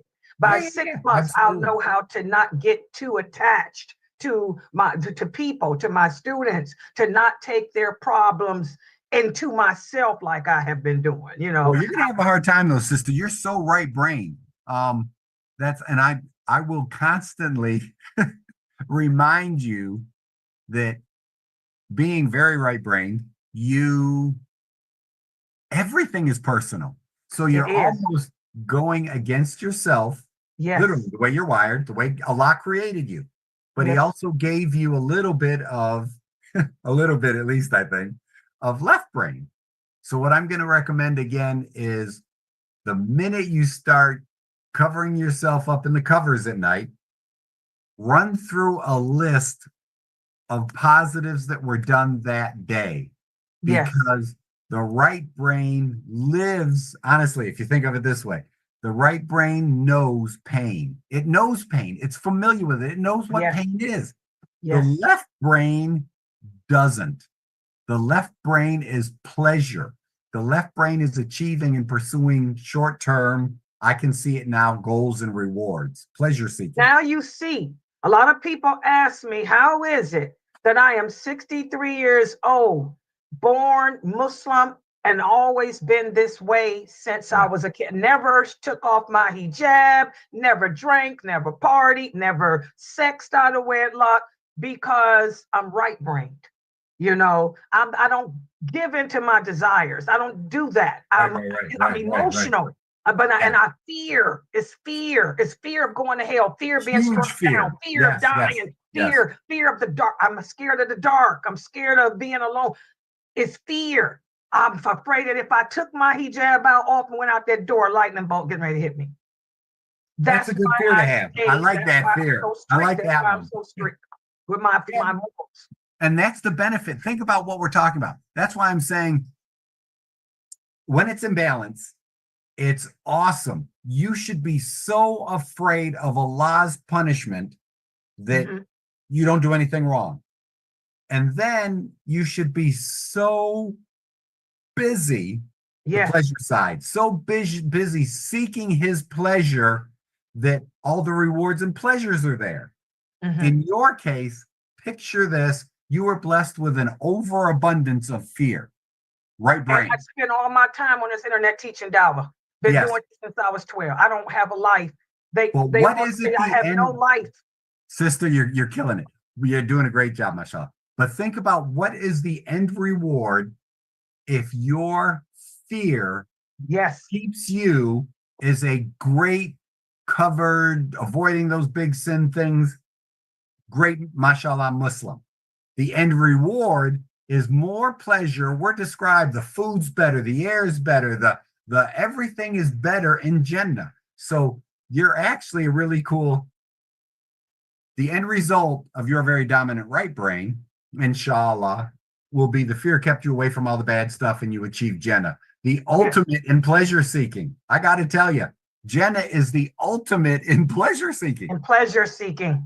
And it's very selfish because we're told we won't remember all the hardship. We won't have to remember the bad people, the bad stuff. It will be nothing but. I like bored. I like I said, my conversations are very limited, as you can tell. But the idea is that the contentment for me, I will be satisfied with everything I have, inshallah. In Jannah, I'll be in Jannah, inshallah. I'll be satisfied with everything I have there. That is, for me, that's such an awesome achievement. So imagine your right brain is going to get you there. That's cool. Mashallah. Brother Malik, go ahead. Yeah, thank you. I was just gonna ask, I have so many things that my goals, many things, but my time is not enough. And am I supposed to write down my goals every day to make sure I do them? Because my mind is everywhere. What you want to do, literally, I've only the shortcoming of all of this for me. Emotional too. I'm sorry. I'm very emotional too. Right-brained, very right-brained. Probably. Yeah, I believe you, brother. The idea is that I came onto this stuff literally so late in my life that I feel like I can't get everything done. Okay, I feel you. I feel like I can't get everything done. So what you can do for that is establish your big goals and then chunk those out. Pull out what you can do to strengthen your faith, and that'll all these little things you can do. And how my faith overlaps with my family and my fitness and I work out here, not at a gym.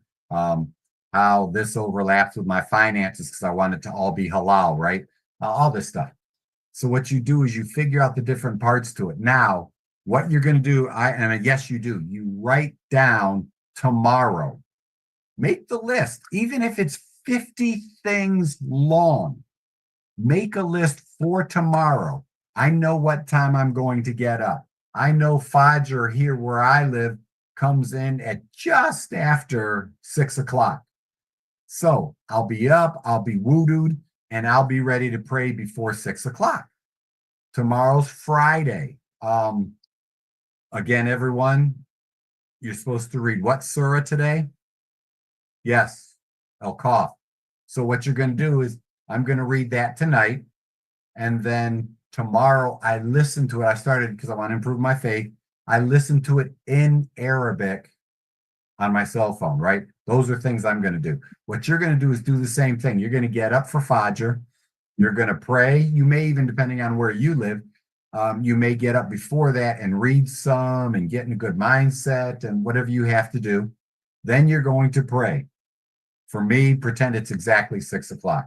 After 6 o'clock, I'm going to do just a brief aerobic stint. I'm going to listen to the Quran on the way to work. You know, I've gotten ready. Then I'm going to, after I do my aerobic thing, I'm going to clean up. I'm going to eat. I'm going to go to work. I'm going to be at work. I'm going to work until right around 12 o'clock.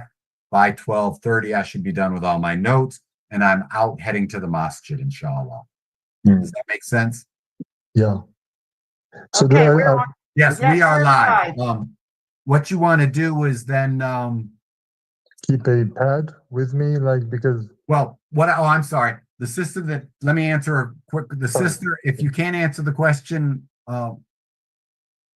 what you can do is reach out to the sister and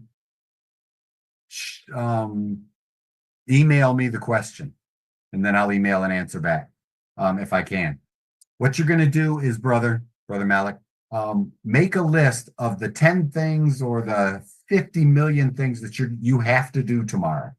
Then what you're going to do is prioritize. What's the first thing that's a lock I have to do? What's the second thing that's a lock that I have to do if I get the first one done? Suppose something interferes and I can't get the first one done. The next thing on my list is what I'm going to make sure I get done. The third thing, then the fourth thing, then the fifth thing, then the sixth thing. And if you can, write down how long each action is going to take. I know how long I shower. I know how long I eat breakfast. I know how long I know. Does that make sense? And then what you'll do is after a few days and a few weeks, you'll get used to, you know how long it takes you to get to work. What could I do on the way to work? If I'm driving, I listen to the Quran. If I'm local, say you're on a bus, then what you could do is you could actually read something or write something, or, you know what I'm saying, prep something for another class, prep something for your degree, study for just a few minutes. Every time you expose yourself to something, your brain considers that important, and it will, the more you expose it, the more important it becomes, and the more your brain will actually try to fit it in. Make the list, then number the list from most important number 1 to least important number 20. And you've got to get through whatever you get through the first 10 or 15. Tomorrow, those 5 that are left over are going to be in that list. Does that make sense? Okay. And since the last 5, they weren't that important. Yeah, exactly. Yeah, you've got a raised hand. I'm not sure how to do that. Nia, go ahead. Is that the suggestion? Well, assalamu alaikum. Thank you for being here. I appreciate it. It was a great class today. Thank you. I try and catch your classes, but it's really hard for me to take in your classes sometimes. So most of the time I'll listen some and then go away and do something else because I don't want to start feeling, like depressed or anything like that. But is the suggestion that you gave the last brother, is that a suggestion that you would make for someone who doesn't have any goals? The big thing is, yes, if you have pretend, number 1, you're a Muslim? Yes. Okay. Absolutely. She's a new shahada. Alhamdulillah. I don't, new. Alhamdulillah. She's a brand new shahada. MashaAllah, that's awesome. So, sister, being a Muslim and being brand new at it, holy smokes, I got to tell you, what you want to do is one of the first things I did, believe it or not, I lost count of how often. I'll take the dress. I want the dress. She's excuse me. I'm so sorry. There are children here. Turn your speaker off. I'll continue. So nope, I'm listening. No, yeah. What you want to do is, I literally read the Quran. I stopped counting at 12. Oh, wow. In the first year that I came to Islam. First year and a half, I guess it was, because I was in, And then by the time I moved, my ex-wife is South African. She got homesick, so we moved back. And I was living in really cool.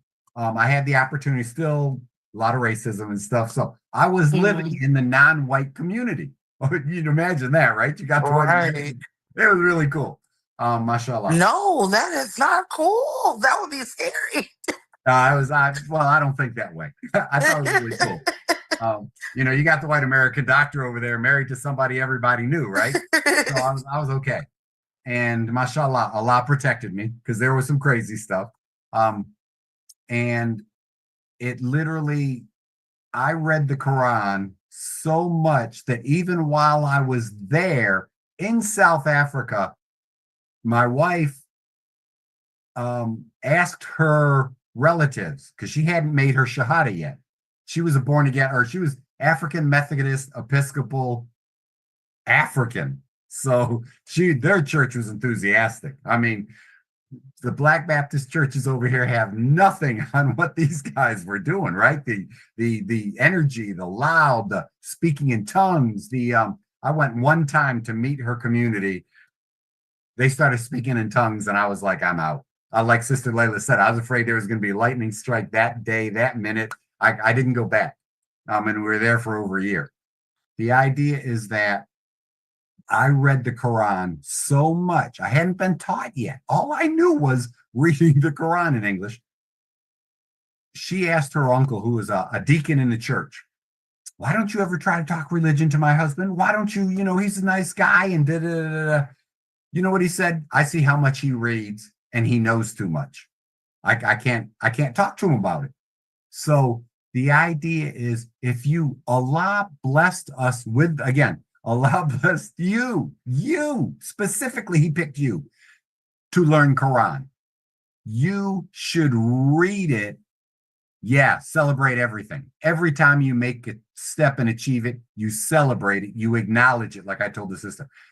Allah wrote this Quran for you, for me, for all of us, and you made your Shahada.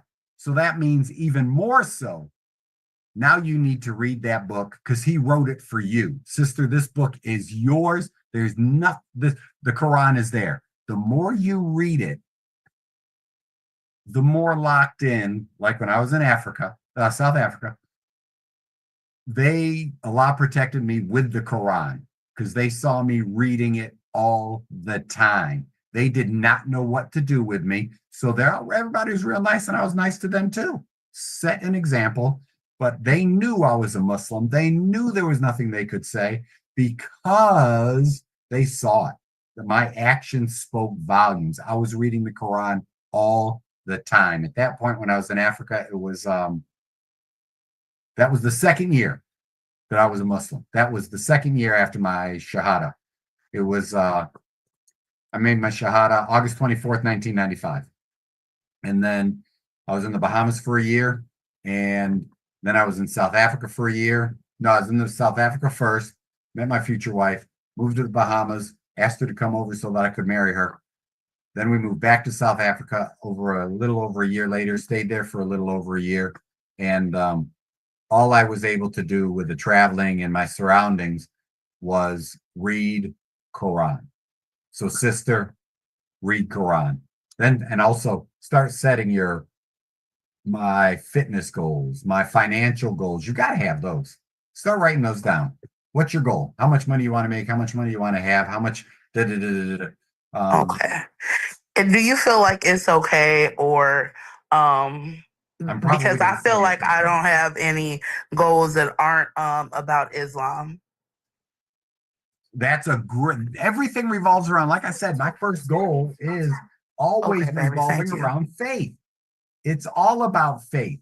The Sahaba, Abdurrahman, this brother was probably the richest Muslim, the richest person in history. And he had so much money. He donated, the caravan got back. Everything was for sale. Rather than sell it for a profit, he didn't make any money off of it. He made Jannah off of it. He donated everything to the community for the local self-defense or the local war, Everything revolves around our faith. It tells us we can be financially successful. Sister, you're a Muslim. You've got to remember that you had inheritance rights in Islam before these British people, these colonialists, conquered, and took over the world. You had inheritance rights. Up until what, 1900 and something, or the late 18s, women couldn't even inherit their father's land in Britain. You had inheritance rights. You have the right to have your own money. If you have a job, you're allowed to keep your money unless your husband and you, it's a whatever you talk about. But the idea is, I have a job. I would have to share that money with my wife, right? My money's her money. She has a job. Her money shared with me is charity, is a choice. Okay? So Islam tells you you can be rich. The first wife of the Prophet, sallallahu alaihi wasallam, Lady Khadijah, may Allah be pleased with her and shower her with blessings, was a business woman. You see what I mean? She hired him, sallallahu alaihi wasallam, before his prophethood, to lead her caravan. So, because she heard he was such a great and honest guy, sallallahu alaihi wasallam. So, Islam gives you goals.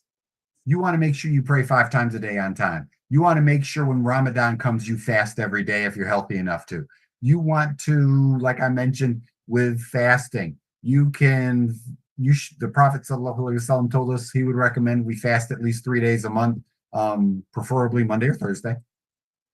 What else? You've got charity. You give zakat at the end. I mean, you pay your taxes. You pay at the end of the year, you pay your 2.5% over and above. If you qualify, you pay your tax.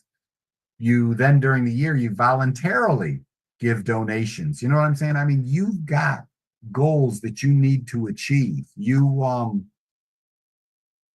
It's not that you don't have goals. I know you've got goals, you don't even think about them. You know you're going to get up tomorrow morning and take care of family members, I'm sure. You know you're going to, another goal is to dress appropriately every day. There's another goal. Maybe you want to get new clothes to be even more comfortable, be less form-fitting, whatever the case. You've got goals. You just haven't sat down and realized, oh my gosh, this is a goal. So one of my goals is to have a good talk every Thursday. Inshallah. One of the other sisters here, I'm reading them. Yeah, sorry, I get carried away. She said, Dr. McBride, she said, is a left-brained person a good-hearted person? You're welcome, sister. Yes, the idea, well, you know what's cool about this stuff? Even though when I talk left brain and right brain, left hemisphere and right hemisphere, I talk in, a lot of times I'll describe it in excess. But imagine you're balanced and the right brain is all empathy. Pretend I'm, again, extreme, all empathy. Well, holy smokes, there are so many things to be emotional about. It's like, holy cow. Well, that's where a left brain person comes in and says, the logical part, pretend it's 2 different people. The logical person comes in and says, well, yeah, there's wildfires in California, there's wildfires in other parts of the US, there's wildfires in Canada, there's wildfires all across the globe. But you can't do anything about it. Does that make sense? So a left brain person can be good-hearted because they're like, I'm going to do, like, I know there's a charity I donate to help Muslims all over the world because I can't feed everyone, but I can donate to an organization that's involved in a lot of stuff, right? So that's my left brain logic. Empathetic, I want to donate. Where do I do it? Logically, this is how I can do it. Does that make sense, sister? So yes, a left brain person can be a great-hearted person because the left brain, for example, some people will say, depending on how they meet me, that I'm very left brain, very logical, very driven, right? My staff at the office think I'm out of control with my discipline because I usually fast on Mondays. You guys will look at me. There are people out there that fast on Mondays and Thursdays. The basketball player Hakeem Olajuwon, he used to fast during Ramadan every year. He was known for not missing a day. When he played basketball in the NBA, he still played. He didn't miss games. What he would do is he would work out. He set his goals. I eat, I drink, I hydrate, I do this, I do that. And he was so good, they had to work with him, right? And then what they would do is when the when the time for fasting ended, they would sub him out so that he could drink, so that he could eat a little bit, and he could pray. Then they'd sub him back into the game. So Hakeem Olajuwon, brother, alhamdulillah. And he's known for donating to community activities and masajid all over the place. My fasting on Mondays is this much compared to somebody else that was fasting during their NBA games, I think. Allah knows best. So the idea is that logic and emotion and right brain and left brain, everything within reason, if that makes sense, they should balance each other. People think like because of that, my coworkers think I'm way over here. But I actually lean right, and I had to learn left as a firefighter. Why was I doing firefighting? Because I want to save everybody. How do I avoid crying every time I show up for car fires, house fires, body stuff? The idea is, I told myself, I'm trained. I'm there because I want to be, and I'm there because I'm doing good, and that's why I'm there. So logically, it helps control the emotions. So yes, left brain people can be super good-hearted. And the two of them working together keep anyone from getting out of control. Anger is a left brain emotion, generally speaking, because it allows you can be frustrated, you get angry with yourself, and you push through. Oh my God, I planned on losing 3 pounds this week, and I only lost 1. So next week, I'm going to say, okay, I'm going to work even harder. I'm frustrated. I'm not criticizing myself. I'm just going to push through it. I'm going to work a little bit harder. I'm going to eat a little less junk food, right? That's what you tell yourself. You logic it. And next week, the anger, frustration pushes me through doing better, and I get back on track, or whatever you tell yourself. Does that make sense? So that's a good point. And I hope Jamali is listening. See, anger is left brain. Yes, it Layla's not angry. Dr. McBride gets me. He knows me. I'm not angry. I am so emotionally attached to everything. What about the example? The cat caught in the corner. Yes, and fear and flight. When you are defending yourself because that right brain has kicked in so aggressively. Yes. Fear, flight. I've got to fight or die, right? Or die. That's me. You got me, and don't. Dramali is like a brother to me. He's known me for 30 years and still can't figure me out.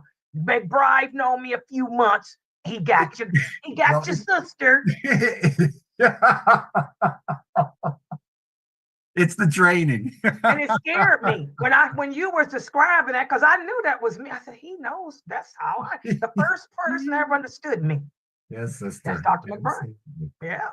It's combining that Quran, the science, and yeah. Okay, anyone else? Like, this has been a great set. Oh, the brother here is asking what's going to be for next week. Ooh, that was, I made a list. I had a couple of choices. Let's finish out this one right now. Let me come in a little bit. Yeah. Because I'm 80 years old and I got you guys by so many years. I've done so many things. I have had so many accomplishments, positive accomplishments, very, no negatives pretty much in my life. I just don't accept negatives. Mm-hmm. Anyway, I follow through tonight, and actually my goals, basically health, family, budget, closer to Allah. As far as health, balance my meals, cut the carbs, lose 20 pounds, give myself 6 months to do it. So I got to cut out my carbs and my juices.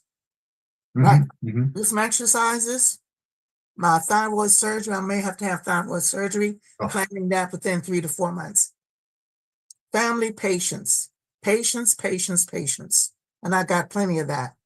Oh, Watch my spending on Amazon. I've gone crazy on Amazon. I mean, I order everything on Amazon. Spices, I can't seem to stop getting spices and looking at menus and downloading foods. I got so many, oh, it's like, whoa, food. Love it. Remembering Allah more, be more thankful to Allah, be more appreciative, especially in the wee hours of the morning. Because I'm up sometimes like all night long. I got a mother here, 98, 2 o'clock this morning. She's in my room. Where's Dud? Her ex-husband. Yeah. Her dead husband of 15 years. Got to calm her down. Go back to bed, Ma. 4:30, she's having breakfast.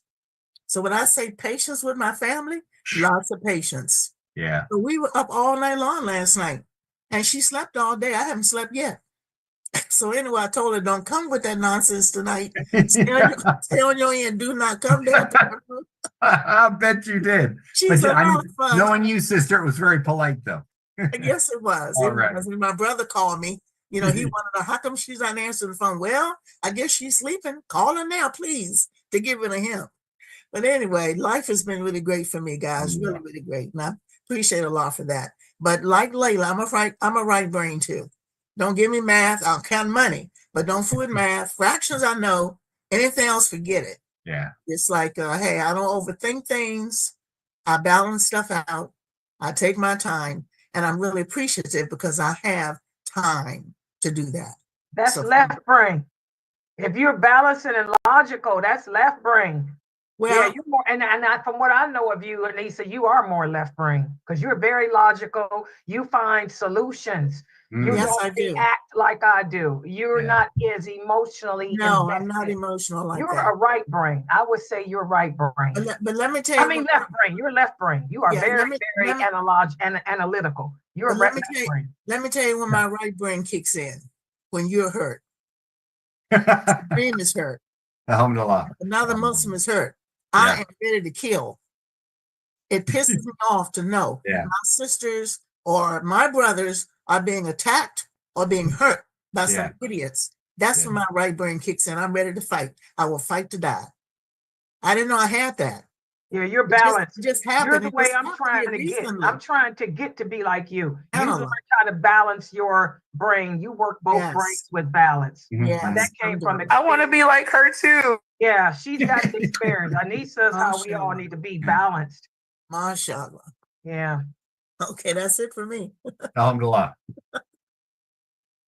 MashaAllah. The brother saying, so what about next week? Next week, we're going to have to pick a religious topic. I was going to say, me and you think alike. I was going to say, I think we should go back to the religious thing too, because this is so good. I don't want us to get burnt out from it though. Yeah, no, I doubt we'll do like this topic because we get religion and we get religion in all the other classes and not just that. You told us before that this isn't just, you teaching us, you're deprogramming us, and we need this for, the deprogrammatization. Like seriously. Yeah, he can mix it up though, because I don't want him to go through it all and we don't have nothing. This is his specialty. There's a topic I'd like to cover. It'll be, how do you say? I want to shorten the book I wrote. I want to break it down to, right now, the title would be the 10 biblical verses every Muslim should know. Because especially sisters, and my rationale is that you guys are always the ones they approach first. Covered sisters, a story from my history. I was out at the pool in a complex we used to live in down in South Florida. My wife was sitting in the shade, covered at a table, and I was sitting by the pool. Our son couldn't have been more than a year old, and my ex-wife was sitting with our newborn daughter. I believe she was newborn at that point, less than a year. And I'm sitting next to the pool, covered appropriately. I'm sitting next to the pool with my son, and he's swimming around or kicking, and I'm holding him and stuff. And of course, being black and me being white, they never put the two of us together. I mean, the non-Muslims that approached her because she was covered. So they start their whole dawah thing. And they're trying and trying and trying. She's real comfortable. And she had already made her shahada. So she's covered. And they're trying. And finally, I'm hearing all this stuff they were saying. So I grabbed my son and I said, hey, let's go sit near mommy for a few minutes. And we went over and sat down. I listened really closely. And my wife introduced me as her husband. And they turned and included me. And the reason I say this, especially for the sisters, if you own these couple of phrases, and I made a big deal about them in each chapter, but if you own these phrases, you don't have to remember anything else. And you don't even have to memorize them. But I'd like to share every other week or every week for a little while, cover what I consider is probably, I'll keep it short, the 10. We'll discuss a couple in depth next week, and the week after we can get another brain idea, and then we'll talk some religion, and then we can talk brain and mix it up. If that's okay, I'd like to do that. There's a better creatine.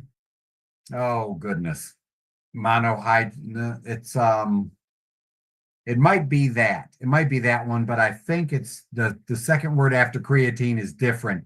That's more easily absorbable. And it's not a gram or a kilogram. It's generally, the research supports something like 0.35 grams, less than a gram per your kilogram of body weight. Does that make sense? To answer your question about the creatine, 0.35 grams per kilogram of body weight. And I think a kilogram is 2.25 pounds or something like that. So if you're 100 pounds, it's 45 times 0.35, I believe the number is. And that's how much you take every day. Thank you so much. To answer your question. Yeah, 0.35. And I can't remember the creatine. That might be the second word. I was just looking at something. Research is coming out right now, actually. It's been falling into my feed. So okay, well, alhamdulillah, I think that's good. Good plan to mix it up like we're talking about, because this is so great and I don't want it to get old, Yeah. And mashallah, for those of you who are tuned in, we have a lot of people in here too. I will try to put the shorts out tonight. And I know those shorts go, he gets more views than anyone else. But now that we got Brother Yusuf back, he's the second most viewed, because Yusuf's into the politics and they like hearing that politics stuff too, about Trump and stuff. So, but mashallah, I'll try to have these out. And did you guys see the short, Brother Edward, the new Shahada? Yes, on my YouTube channel. If y'all click under shorts, you will see this last week, the 3 questions that Dr. McBride asked us to ask ourselves in setting goals. I made a short of him asking all 3 of them. So you found it. Yes, it's right there. You can try it at home again, play that short, and then do like I did without thinking, just write them down. And then the second part, write it down. Third part, write it down. And you'll be surprised at what you come up with. Yeah, so and then I'll try to do the day short the same way of him taking it further. Yes, I'll do that, Brother Edward. Okay, guys, I want to thank everybody for joining and participating. Make sure you write it down. Every Thursday at 6 p.m. Eastern Standard Time is Dr. Daniel Abdulrahman McBride. So I'm going to close out for now. Wait a minute, hold on for 1 second. Hold on for 1 second. Okay. We got Sheikh Saud. That's what I'm going to close out too. We have Sheikh Saud at 8:30 Eastern Standard Time with the Quran Tajweed class. And then we have my Chalcidic Tafsir class at 9. So I'm going to close out right now, and inshallah, I'll see you guys next Thursday. For Dr. McBride, subhanakallahumma wa bihamdika, ashhadu an la ilaha illa anta, astaghfiruka wa atubu ilaik. Sabrina, you can talk. I got to get to the other computer to come. I can talk? Yes. Okay, assalamu alaikum, brother. Walaikum salam. One thing that I have been working on for, I will say, years. Yes. Years. And some people even know that I've been working on this